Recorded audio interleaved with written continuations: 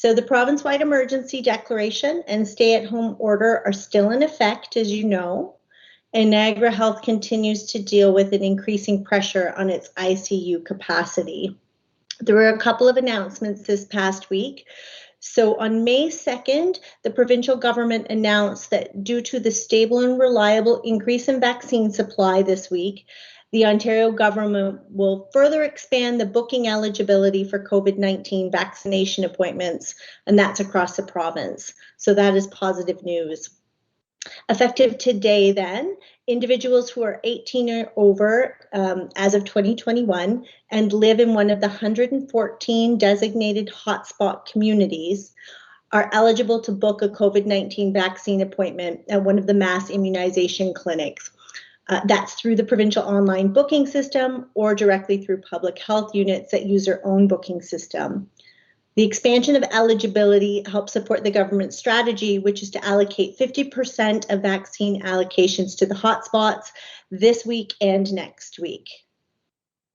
In addition, starting on Thursday, May 6th at 8 a.m., there are several more groups in the province that will be eligible to book a COVID-19 vaccine appointment. Again, that's through the provincial online booking system or the call center or direct through public health units where they use their own system. So that will be individuals that are turning 50 and over in 2021, individuals with high-risk health conditions, people who cannot work from home who fall under the Group 1 of their phased plan. So that includes any remaining elementary and secondary school workers, and First Nations, Inuit, and Métis individuals. So what does that mean in Niagara? Niagara Region put out a media release yesterday noting that effective May 6th, individuals 50 years or older will be eligible to book the COVID-19 vaccine.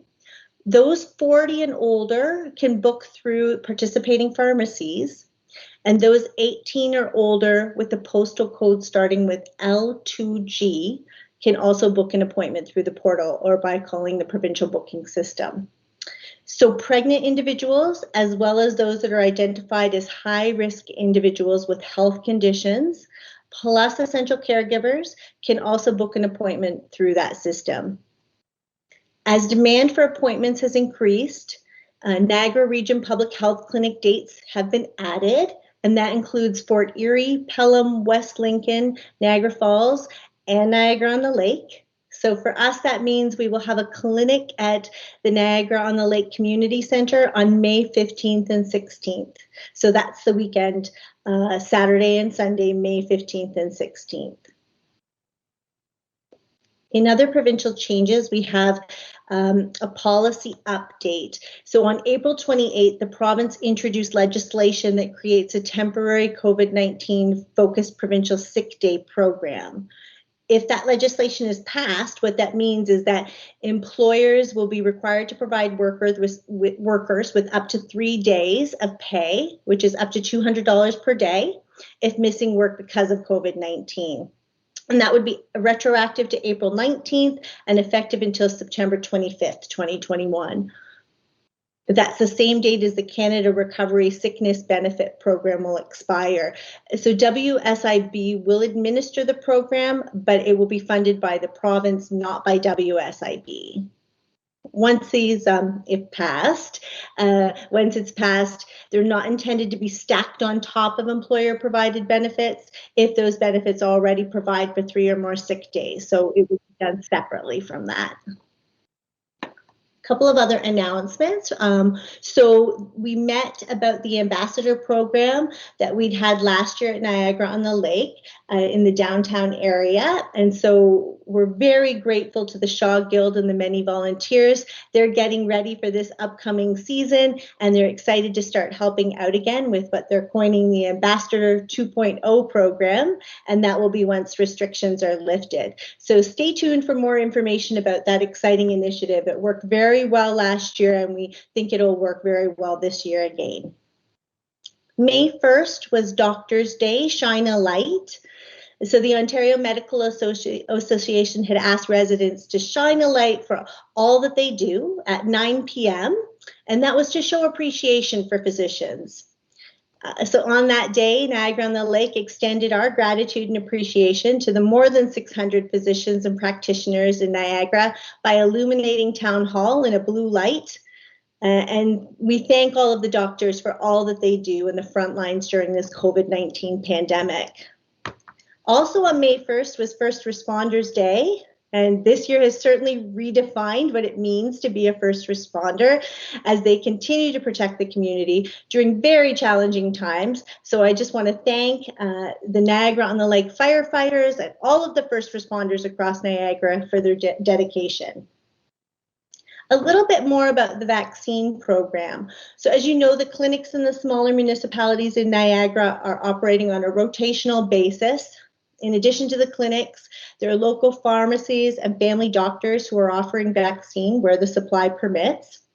And as I mentioned earlier, with more vaccines available, the portal opening up to additional groups and demand for appointments increasing, we have those 2 additional dates in Niagara-on-the-Lake, so we're looking forward to that. The Niagara Region's website is currently reporting that approximately 36% of Niagara's population has been vaccinated, and that's about 186,000 doses administered. So we're doing fairly well. I'm going to switch gears now and talk a little bit about our measures, our traffic, and our enforcement. So from a traffic perspective, we unfortunately continue to see an increase.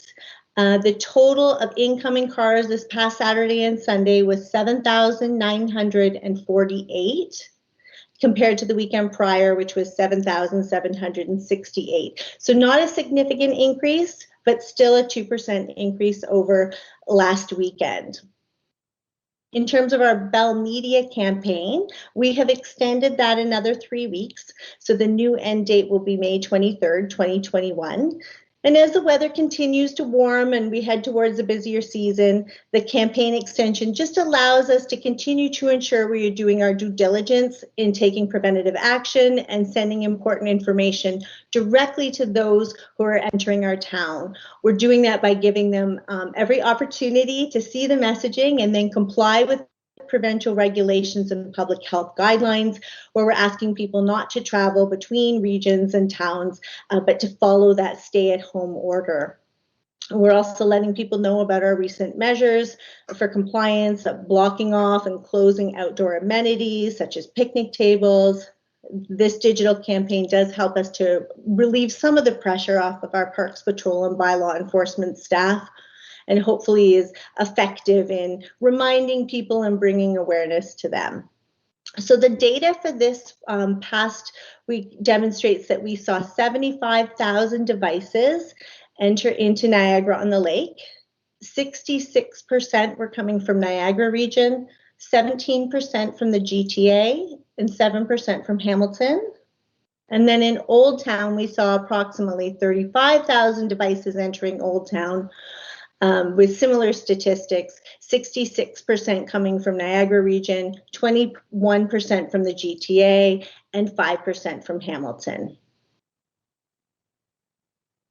From a bylaw enforcement perspective, as I mentioned, the weather is improving. So we had anticipated some rain, but we had some fairly decent weather, which attracted a great amount of foot traffic into Old Town.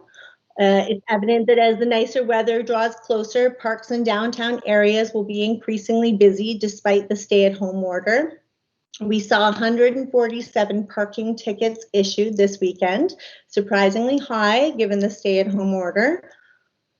And enforcement staff continues to put in extra time on the weekends to ensure we are able to respond to any COVID-19 complaints we have and to get out there into the community. Again, this past week, a lot of our inquiries have been focused around STRs, so that's short-term rental operations. And so we have our staff focused on inspecting after hours on Friday evenings, following up on any complaints that we have, and then proactively reviewing the list of licensed operators. Lots of calls about the STRs. But very few people putting in service requests or having a willingness to say who they are when lodging the complaint. that is beneficial because it just allows us to ensure if an order must be placed that it will stand up. So we encourage people to please, if you see things of that nature, do put in a formal complaint for us so we can follow up appropriately and keep people safe. The concern with social gathering in parks, though, has tapered off a little bit, but we are seeing an increase of people trying to use areas like skate parks. That's being frequented more often, so we are putting bylaw officers out there and giving a little additional attention to that. That's consistent with what we're seeing in other municipalities as well, so everyone is focused on those areas. The outlet mall remains closed except for a handful of permitted stores, so bylaw does visit the outlets periodically to ensure regulations are being maintained. So staff does continue to follow up and work diligently to make sure we're keeping the community safe. And as I always remind everyone, if a complaint needs to be lodged, you can email covidcomplaints@noddle.com. So lastly, good news in communications. So we had the extension of the Shine Light Spread Kindness campaign, and it has officially concluded. However, we are keeping the page active on our website so that residents can access the great kindness tips and also see pictures and images of kindness that we gathered during this campaign. We also now have the Noddle at Home campaign. So building on the success we saw at Noddle at Home Kids Dance Challenge that ran over the April break, now we're engaging residents to celebrate the things that they love about their home and their neighborhood. So just some positive news to share and hopefully help bring down some stress levels and show some gratitude for the great community that we're living in. The STEP Challenge preparations are well underway, so it's scheduled to take place in June. So start to get your teams ready. Not that you'll necessarily be walking with your team, we'll see how the restrictions go, but you can certainly gather your steps and record them as a team. So stay tuned for more information on that great event as well. And lastly, we have the annual garden contest coming up. So staff is working with the Communities in Bloom Committee to put on the fun virtual version of this annual garden contest. So stay tuned and we'll give more information. It'll be forthcoming towards the end of the month.